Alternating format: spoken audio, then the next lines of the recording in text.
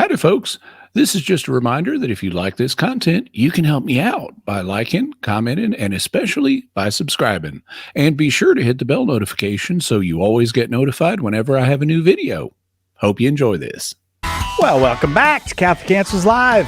Jimmy Akin with us for another hour of Ask Me Anything. And you can really ask him anything. If you can dial 888-318-7884, and if you're on a part of the planet in which that number connects with us, you can just ask Jimmy whatever you'd like to ask him. 888-318. Or if you can stick other numbers in front of it and have it connect with us, you're welcome to call and ask me anything. Yeah, I for most places, I think that would be 01. But 01 followed, because 01 is the country code for the U.S. Yeah, so give it a try wherever you are. And then there's other ways to call, too. People got these internet calling things and stuff. I don't know how it all works anymore. But if you can get to us, we'll be happy to talk with you. And you can ask Jimmy. When Jimmy says ask me anything, he pretty much means anything. Except sports. I mean, you can ask me about sports, but I won't have a good answer. Mm-hmm. Probably. I wonder if maybe if someone was like, Jimmy, I have a sports question for you. It's about the ancient Olympic Games. Where were they held? Olympus. Okay, so you know Olympia. All right. Olympia, actually. I've actually been there. Oh, yeah? I've also been to Marathon, and I've walked. I didn't run it, but I walked the race course that a marathon is named after. You like that 20-something mile? Yeah, but the race course, it's a certain number of laps. I walked one lap. Oh, I see. Oh, yeah. I think I might have seen that on Rick Steves. Most of the places I haven't visited, I've visited with Rick Steves. He and I go all over the place. Europe through the back door. There we go. Jimmy Akin, our guest this hour on Catholic Answers Live over at Jimmy Akin's. Oh, now I've forgotten. I was going to say Jimmy Akin's Mysterious World is the ancient book, The Life of Adam and Eve. But is that at? Yep. That's at Mysterious World. Yeah. Oh, that's it. That's on my YouTube channel. It's also at mysterious.fm. All right. Check it out now, wherever you get your podcast, or as Jimmy said, at mysterious.fm or the YouTube channel. Off we go to Dallas, Texas now, where Jose, listening on Twitter. That's right. I said Twitter. Go ahead, Jose. Hi. Hi. How's it going? Well, very good. Thank you. You're on with Jimmy if you want to ask him a question. Yes. Hi, Jimmy. So my question's about the role of Mary Magdalene in the early church and the church today. So the reason why I ask is I have a family friend who's French, who's brought up Catholic, became a Mason here in the U.S., and oftentimes we've always had this discussion about Mary Magdalene's role, and he claims that Mary Magdalene is actually one of the 12 apostles of Jesus Christ, and that he read the book of Mary Magdalene. He claims that Mary Magdalene traveled to France, spread the gospel over there, and died there. And from then on, she was venerated. Her relics are venerated. I don't know where in France, but he says she has a chapel there. Okay. Okay. I'm sure she has many chapels in France. Yes. And so, oftentimes the discussion ends heated, and oftentimes the dinner ends with us nodding in like affirmation. Okay, we heard Jose, so you described a whole bunch of claims that your friend made about Mary Magdalene. What's your question for me? Because I want to be able to answer all of them, but if we start adding new claims, it could be a problem. So what's your question for me? So the role of Mary Magdalene in the early church and the church today. Okay, well, Mary Magdalene was, in terms of her role in the early church, she was an early follower of Jesus Christ, and she was, in particular, an early witness to the resurrection of Jesus. That's a fact that's reported in multiple Gospels, and so the fact that she's named in those passages is a sign that she is one of the tradents or tradition bearers who passed on this tradition in the early Christian community.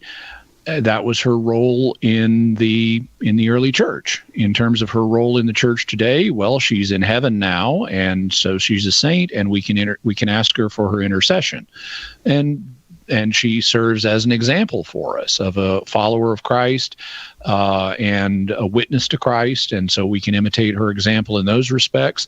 Also, since we're told that Jesus drove 7 demons out of her, she's a symbol of redemption and healing. And we can turn to Jesus for healing and redemption the same way Mary Magdalene did. All of those things that were true of her are true of us also. In terms of the specific claims that your friend made, that she was, number one of the 12 apostles, well, I'm afraid that's just flatly not true, because the 12 apostles are listed 3 times in the New Testament. They are listed in, for example, Matthew chapter 10. There's another list in the Synoptic Gospels. Actually, I think there are 2 other lists in the Synoptics. And then there's a list in Acts chapter 1. And in none of these lists is Mary Magdalene's name found. So you'll have lists of the 12 apostles, and Mary Magdalene's name is never in them. There also is not a book that is like the Gospel of Mary Magdalene. There is a later book that is known as the Gospel of Mary, but it is not clear which Mary, because there are multiple Marys in the New Testament. In addition, for example, to just to name 2, and there's actually more than 2 other Marys, but in addition to Mary Magdalene, there's also Mary, the mother of Jesus. There's Mary of Bethany. And there are others besides that. So the name Mary doesn't tell you Mary Magdalene. And actually, this later text doesn't tell us which Mary it is. It may be Mary Magdalene, but it's not certain that it's Mary Magdalene. And this is the more important fact. This book is late. It is not from the 1st century. It is not actually written by Mary Magdalene. There are no competent scholars who think that it was. The book was written in a later century, and it doesn't really tell us what happened in the 1st century. When it comes to your friend's claims that Mary Magdalene went to France, well, I'd want to see what evidence he has for that claim. I'm not going to dismiss it and say, oh, that's impossible, because there was international travel in the day, but there are a lot of claims that are made about figures in the early church that we don't really have good evidence for. If she went to France, it would have had to have been in the 1st century. So we would want to see 1st century evidence, or at the latest early 2nd century evidence indicating that she went to France. And as far as I'm aware, we don't have any such good evidence. So it seems to me this claim is more likely legendary than anything else. Your friend may possibly, and I don't know this, but your friend may possibly be being influenced by some claims that were made in connection with a particular chapel that is in France, that was connected with a group called the Priori des Zions. And this is something that was popularized by the book The Da Vinci Code. It's based on some earlier ideas that were in a book called Holy Blood, Holy Grail. And I hate to say it, but that whole thing is a hoax. It's a big hoax that's been amply documented. If you're interested in learning about that hoax, I would suggest checking out episode 77 of Jimmy Akin's Mysterious World. You can find that episode by going to mysterious.fm, like FM radio, mysterious.fm/77. John, thanks. Jose, thank you very much for the call and for the question. I haven't given away this book for a while, and since your question involved the apostles, there's a book called These 12 by Rod Bennett that we publish here at Catholic Answers. It's called These 12, The Gospel Through the Apostles' Eyes.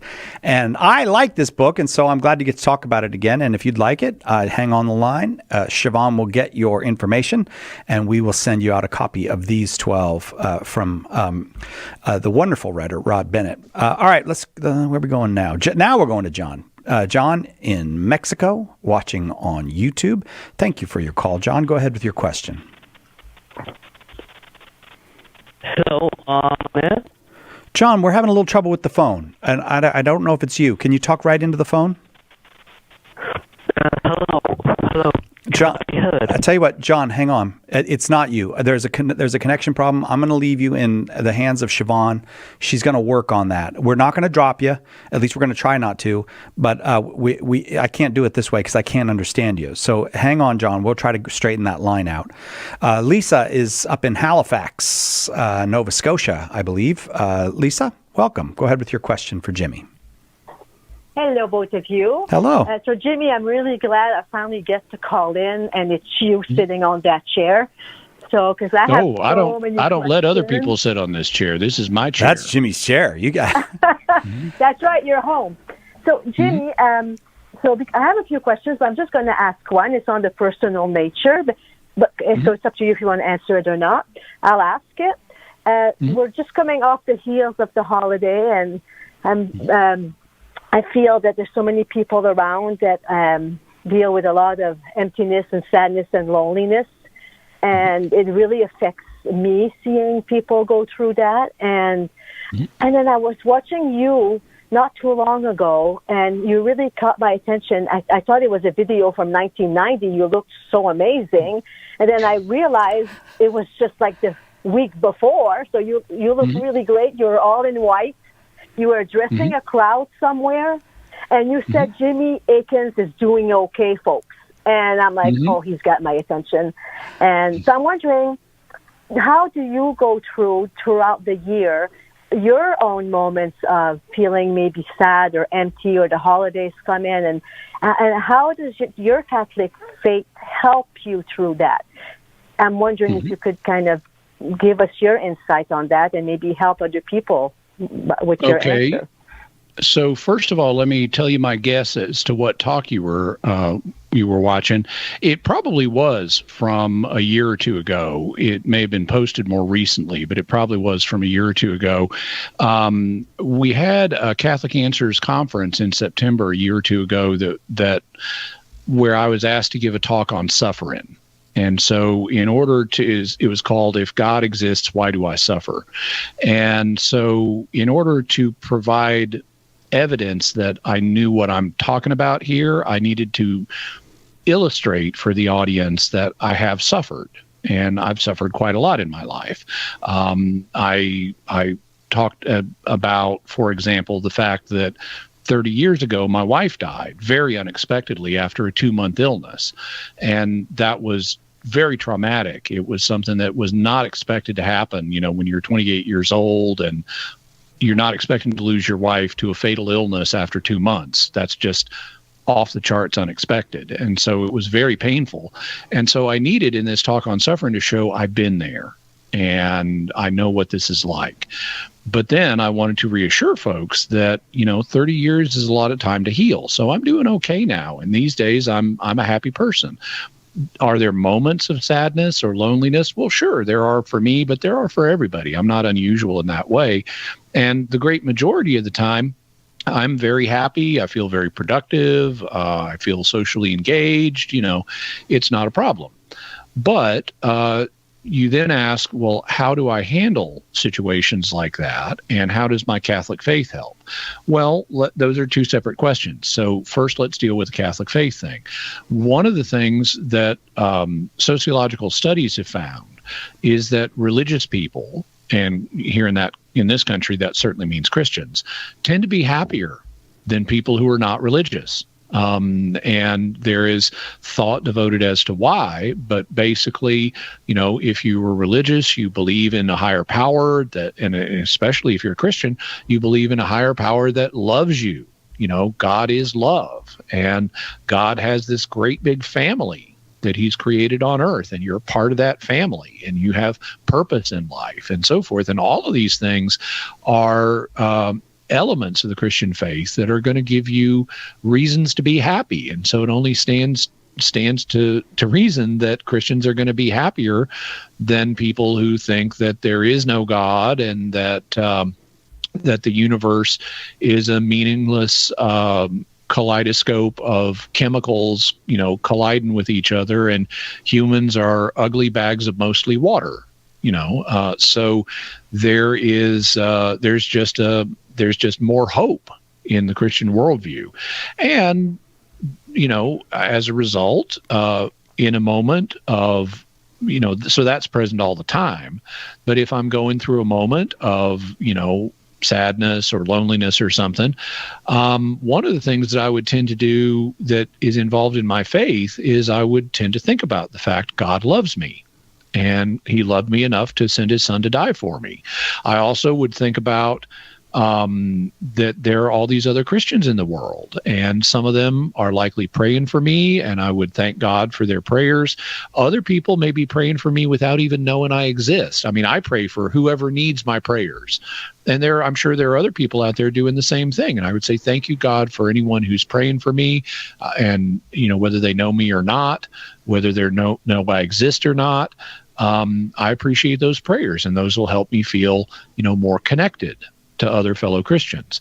But then there are specific things that I would do, and I think I'm going to have to give us a cliffhanger here because we're coming up on a hard break.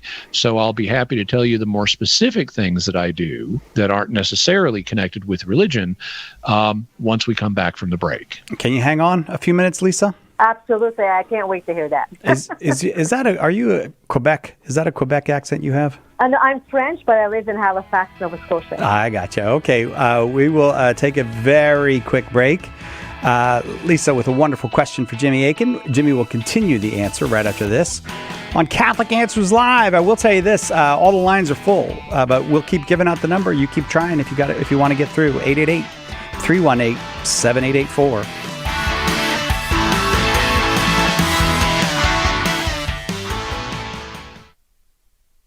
What was the church like in its infancy? In a word, Catholic. And Joe Heschmeyer has the receipts. In his best-selling book, The Early Church Was the Catholic Church, he gives you the details from the historical records of the first 2 centuries of Christianity. Right now, get a copy for just $10, plus free shipping if you live in the continental United States. Get more information and order The Early Church Was the Catholic Church at theearlychurchwascatholic.com. Why We're Catholic is the one book you can hand to anyone to invite them into or back to the Catholic faith. With more than 400,000 copies sold, Trent Horn's book has had a #1 ranking on Amazon.com for 5 years running. Now available in softcover, bulk cases, ebook, and on Audible. Find out what the excitement is all about. Order your copies of Why We're Catholic at shop.catholic.com or visit whywearecatholic.com. We hope that one of the things that we communicate here at Catholic Answers Live is that our Catholic faith allows us to be fully serious about all the problems we encounter in the church and in the world, but it also lets us have light hearts and maybe even mix in a bit of fun, and that is exactly what our good friend Joe Heschmeyer does in his popular podcast, Shameless Popery. You should check it out at shamelessjoe.com. Joe's got a deep grasp of the faith, morals, the teachings of the church, all that, but he's also got a witty conversational style. He entertains and he informs, but you will leave equipped to better answer the most common challenges, misconceptions, and questions about the Catholic faith. He's got insightful guests, he does on-air debates, and he takes a close look into all the things that you want to know about as a Catholic living today. You'll walk away knowledgeable and filled with joy. Look for Joe on his YouTube channel. Check him out at shamelessjoe.com or wherever you get your podcasts. And if you like what you hear, become a patron.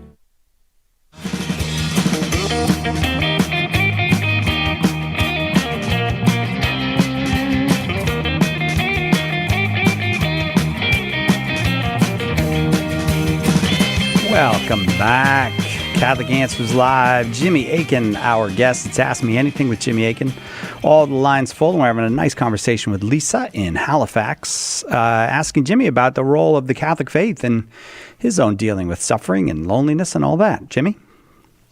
Okay, so I've kind of covered, the relationship of how the Christian faith helps us with suffering, and I've touched on specific things that where I would relate my faith to the question. Remembering God loves me, and I'm part of this big Christian family, and there are other people out there praying for me, even if they don't know I exist, and all of that helps me feel connected. But one of the things that is very helpful is if you're experiencing sadness or loneliness, is try to turn it around. Turn it in, by which I mean get active and do something. Going out and getting a hobby where you're around people, like, take a dance class, or, start a book study club, or, or a book club, or go walking with someone, just go out and be with people. That helps. And there are specific ways that I've done things like that. I mean, I have hobbies, like I learned how to dance. I learned how to call dances. That gave me bunches of social interaction. Once I moved back to Arkansas, I haven't yet plugged into the local dance scene, but I have, been, joining various clubs and things like that, and get social interaction that way. But just going and doing things to be around people, even, and specifically looking to help people, takes the focus off of you. So a few years ago, when I was in California and didn't have any family around at Christmas, I could at times feel a little bit lonely. And I said, let's turn this, even though I would have people in various years invite me over to their place for Christmas, I could still feel a little lonely. And I said, let's turn this negative into a positive. There are other people who are out there who are also lonely at Christmas. So let's get together on the internet, because you can get together with people all over the world on the internet. And so I started a tradition called Alone Together for Christmas. And it's specifically, even though everybody is welcome, whether you're alone or not, so everyone is welcome, but it's meant specifically for people who are otherwise alone. So they'll have someone to hang out with on Christmas Day. And so I started doing a live stream every Christmas for like 4 hours, and I just get on a live stream at my YouTube channel, and I take people's questions for 4 hours and hang out with them. And it's a productive thing. And even when I moved back to Arkansas, and so I now have family to get together with for Christmas, I said, let's keep that going, because that's a good thing. It's a service to other people. And so I continue to do Alone Together for Christmas, even though I have family around me now. And it's a rewarding experience for me. I always feel good after doing it. It's a rewarding experience for other people. I have a lot of people writing in saying, thank you so much. I don't have anyone to be with, for Christmas. And I really appreciate being able to hang out with you on Christmas. And so that was an example of me taking something that was a negative in my life and saying, how can we turn this into a positive by relating to other people? And so I would encourage people to do that. Think of, if you're being lonely, if you're feeling lonely or feeling sad, think about the fact that there are other people in similar situations where they have needs. Maybe it's not an emotional need. Maybe it's a physical need, like they're hungry.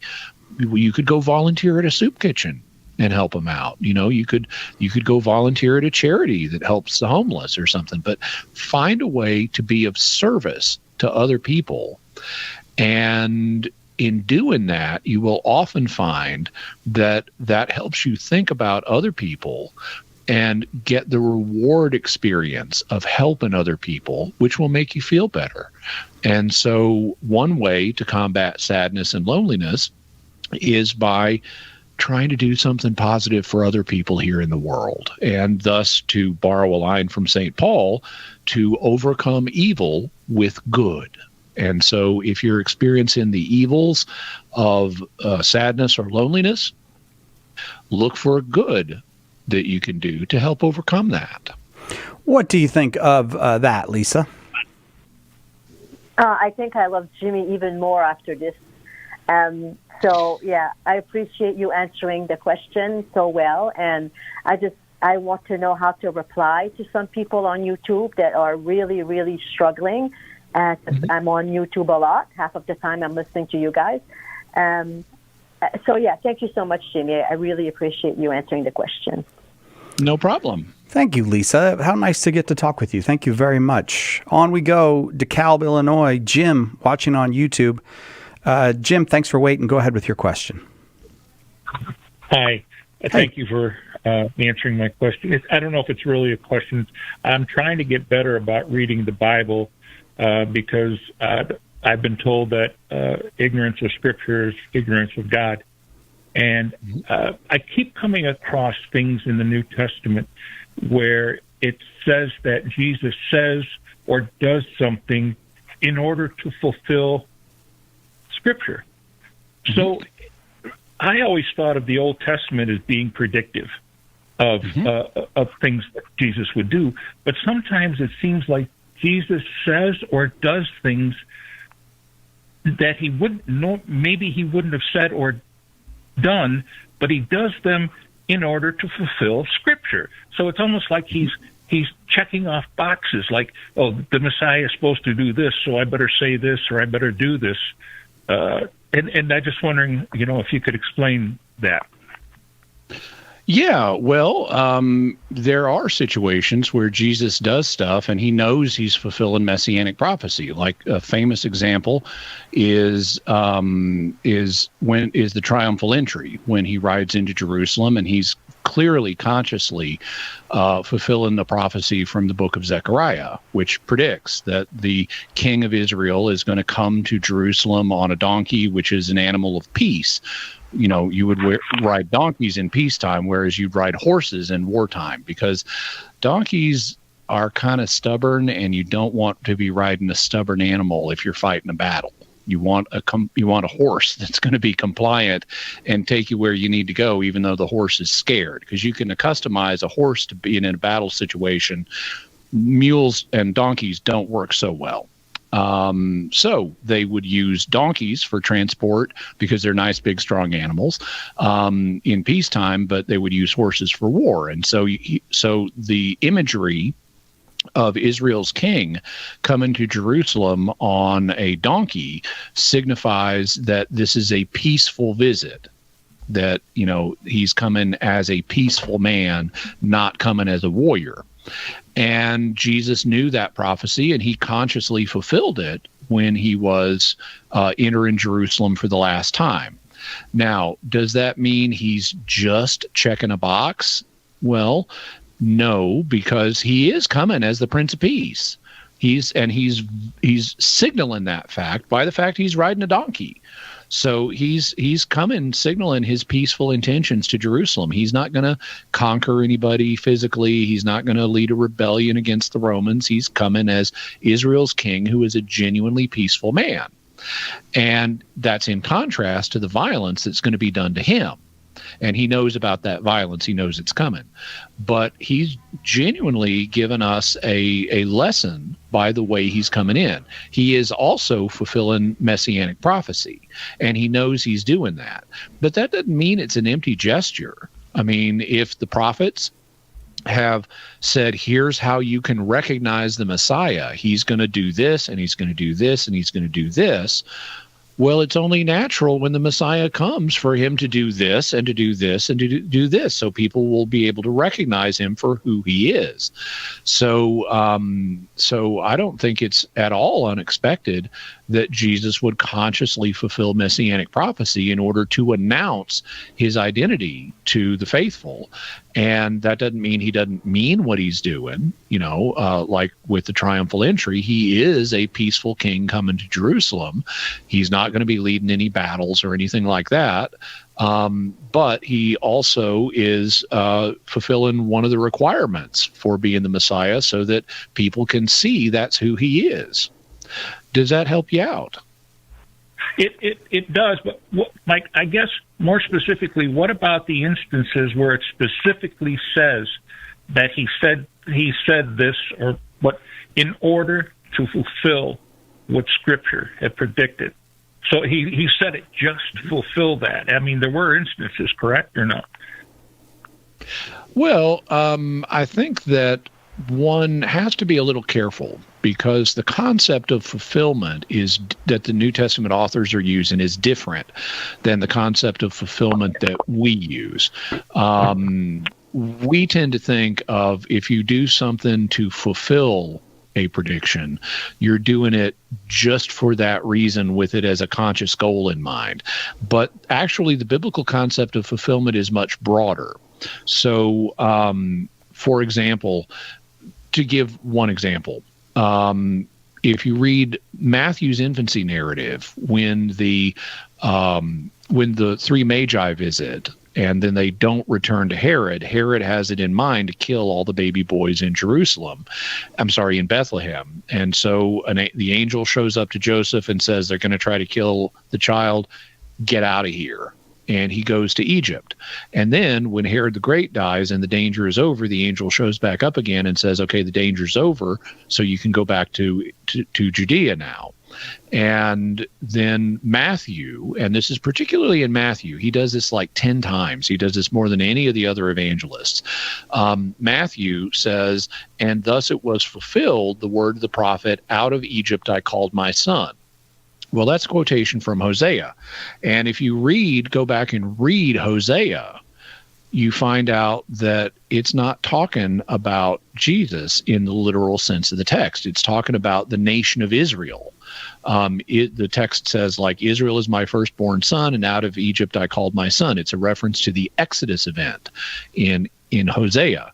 But it has a secondary application to Jesus. And so since Matthew regards this as a fulfillment of the statement in Hosea, that shows us that Matthew's concept of fulfillment is much broader than the modern concept, because the literal sense of the text does not refer to Jesus in Hosea. It refers to Jesus in the broader spiritual sense of the text.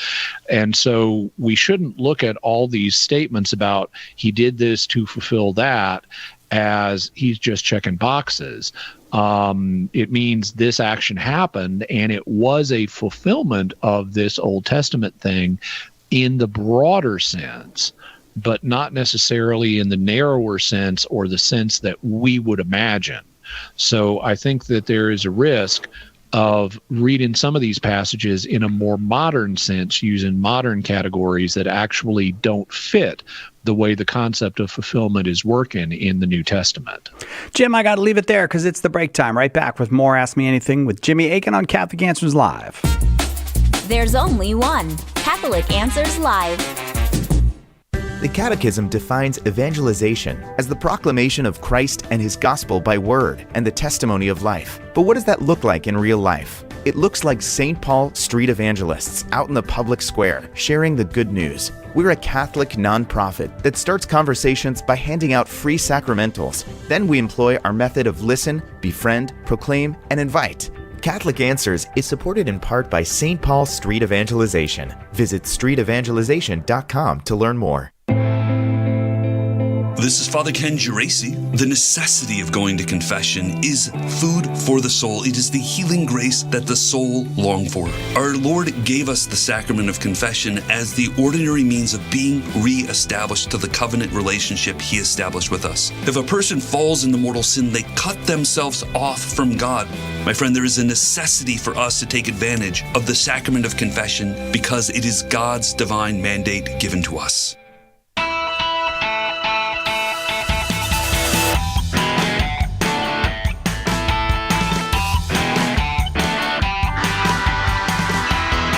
Welcome back to Catholic Answers Live.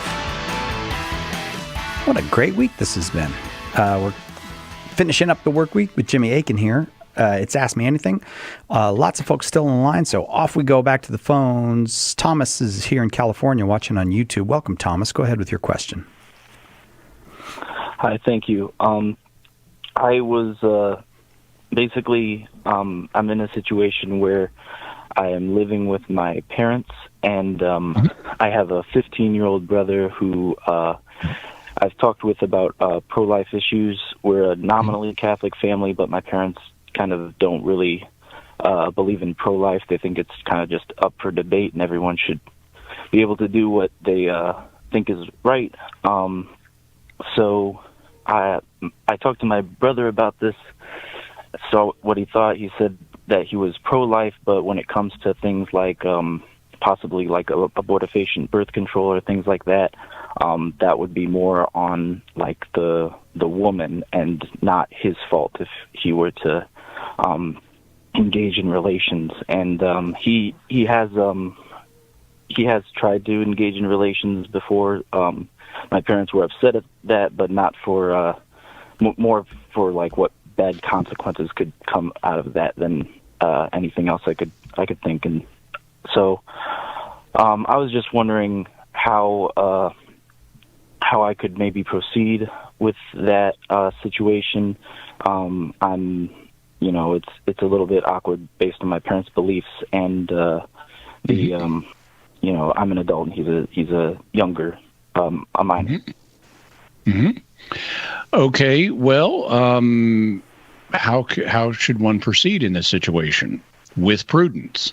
And you know the family dynamic better than I do, and so ultimately you try to think about what are the consequences of my actions going to be based on different proposed consequences of action, and then you try to figure out which proposed course of action is going to lead to the best overall results. And that's what prudence involves. So you try to figure it out. You take your best. You pray about it. You take your best guess, and then you act accordingly. I would say in this situation, on the one hand, the fact that you are living with your parents means you owe us, even though you're a legal adult, you owe a certain level of deference to your parents because you're living under their roof. Secondly, you are not responsible for your brother's formation in the way that your parents are responsible. They're the ones who have primary responsibility for your brother's formation. So you again owe them a certain level of deference. On the other hand, you and frankly, your brother, because he's approaching adulthood, he's assuming more and more responsibility. And so you've got to leave some of this up to him. And who determines the parameters of that? Well, that's primarily the parents. They're the primary ones who need to determine how much liberty a young person approaching adulthood has. So those are sort of the players that are involved in some of their different levels of responsibility. But there's one I haven't mentioned, which is he is your brother, which means he's family. So you do have an obligation to him to do what you can to help him. You also have that obligation just because he's another human being, but you have an added layer because he's family. So both because he's another human being and there's the love your neighbor commandment, and because he's your brother, you owe him what assistance you can reasonably offer him. So if talking to him about the church's teaching on abortifacient contraception or other contraception or sexual ethics in terms of you don't want to be sleeping around before marriage, if talking to him is going to have a positive consequence and is not going to create undue problems in the family, well then by all means talk to him. But if you foresee that he's not really going to listen or it's going to cause other problems, well then you want to back off a little bit, because you're not the person with primary responsibility. That's actually going to be him very soon. And at the moment, it's your parents. So you want to respect the other people's personal boundaries, even if you think they're making a mistake. But you want to do what you can to help in the situation. And it's ultimately a matter of prudence trying to figure out what the right course of action is. All right. Thank you so much. The one thing that was, I guess, nagging my conscience a bit was that the potential for loss of life in the situation. But I definitely appreciate your insight in this a lot. Well, I'm happy to do what I can to help. Unfortunately, we can't make other people's decisions for them, and we can only do what we can to do what we can to try to help them out. There's a lot more I could say, but unfortunately, we're coming up on the end of the show, so I'm afraid I'll have to leave it there for now. Thank you, Thomas. Thank you very much. Heather's in Omaha, Nebraska, listening on Spirit Catholic Radio. Heather, go ahead with your question. Yes, just a quick question. Is it okay for non-Catholics to use holy water, whether it be making the sign of the cross at church or having like a bottle of it at home since it's a sacramental? Yeah, absolutely. Sacramentals are not like the sacraments. They are not ordinarily limited to people who are members of the church. Non-Catholics are welcome to use all kinds of sacramentals. They're welcome to use holy water, whether that's dipping their fingers in the font at church or taking a bottle home with them. They're welcome to wear medals. I recently got a whole bunch of medals for a group that I'm part of. The group is not a Catholic group, but they wanted them blessed by a priest. So I had the medals blessed, and and they're perfectly welcome to wear blessed medals, even though they're not Catholic. The blessing of throats on St. Blaise's Day, that's one that can be given to non-Catholics, or the ashes on Ash Wednesday, they can be given to non-Catholics. In general, there are just lots of sacramentals that there is no requirement that you be a Catholic to have or use them. Okay. So the more the merrier. All right. Great. Thank you. Heather, thank you. Thanks very much for the call. Daniel's in New Mexico watching on YouTube. Welcome, Daniel. Go ahead with your question for Jimmy. Hi, thank you guys for having me. My question was on different Catholic media. I've seen recently that people sometimes seem to assume that the Pope's acts about canonizing saints are infallible, but I thought there was a discussion about that, and I just want to know, is it infallible when he canonizes saints? And if not, what level of authority is that? Well, there is a debate about this. Now, the common opinion by many people is that saint canonizations are infallible. And so you will find lots of people saying that. The other side of the story is that over time, the church has clarified exactly when things are going to be infallible and when they're not. And that additional clarity has brought into question the canonization of saints, because it's obvious that, so there are two things that the church can teach on infallibly. They're referred to as the primary object of infallibility and the secondary object of infallibility. The primary object is material that has been passed down from Jesus Christ and the apostles. But let's say, just to make it an example where someone is not yet a saint, and is likely never to be declared a saint just for statistical reasons, but I'll use myself as an example. Let's say Jimmy Akin dies, and for some reason, the church decides to canonize me. Well, what that means is Jimmy Akin is in heaven. And because that's what a saint canonization fundamentally means, is that the person being canonized is in heaven. Well, that information, that material has not been passed down from Jesus and the apostles. So it is not part of the primary object of infallibility. Therefore, if this is infallible, it's going to have to be part of the secondary object of infallibility.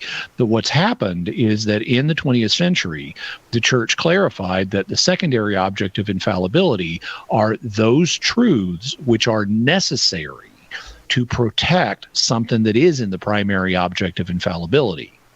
And so in order for saint canonizations to be infallible, that would mean that it's necessary to know for a fact that Jimmy Akin died in a state of grace and thus went to heaven, in order to protect something that has been passed down from Jesus and the apostles. And there have been theologians who've looked at that and said, just doesn't look like it's necessary to know that Jimmy Akin in particular died in a state of grace in order to protect a teaching that's been passed down from Christ and the apostles. So it doesn't look like we have the grounds for infallibility here. This has been pointed out, for example, by Cardinal Avery Dulles, who was appointed a cardinal because of what a great theologian he was. And there have been others recently who have made a similar point. And frankly, I'm sympathetic to that point. So even though the traditional opinion is that saint canonizations are infallible, recent magisterial developments about what can be defined would seem, to my mind, to throw that into question. So I personally don't rely on saint canonizations are absolutely certainly infallible, because it just doesn't seem necessary to know that one particular person died in a state of grace in order to protect the doctrines of the faith. What do you think, Daniel? Thank you. Yeah, you guys, I appreciate what you do. Thank you so much. Oh, thank you very much for the call, Daniel. No problem. Hey, I want to invite you again. Come to our conference. It's coming September 25th to 28th right here in beautiful, sunny San Diego, California. And you have to say it that way, beautiful, sunny San Diego, California, because that's the way it's going to be that weekend in all likelihood. Chris Stefanik is our keynote speaker. Jimmy Akin will be one of the featured speakers there. We'll do the radio show. All kinds of cool stuff is going to happen. We'd love it if you'd come. CatholicAnswersConference.com is where you go to find out about it. If you want to sign up, save $50 right now by using the promo code EARLY. CatholicAnswersConference.com. Use that promo code EARLY. Jimmy Akin, thank you for the 4 hours today. I know it's my pleasure. We've only done 2 that went live, but there's 2 that we pre-recorded, so half my day was spent with you, and I enjoyed it. Thanks very much, Jimmy. Me too. All right, that'll do it for us. Thanks, Luca. Thanks, Johnny. Thanks, Darren in the booth. And Siobhan, is she still in there or did she leave? Thanks, Siobhan. That'll do it for us. We'll see you next time, God willing, right here on Catholic Answers Live.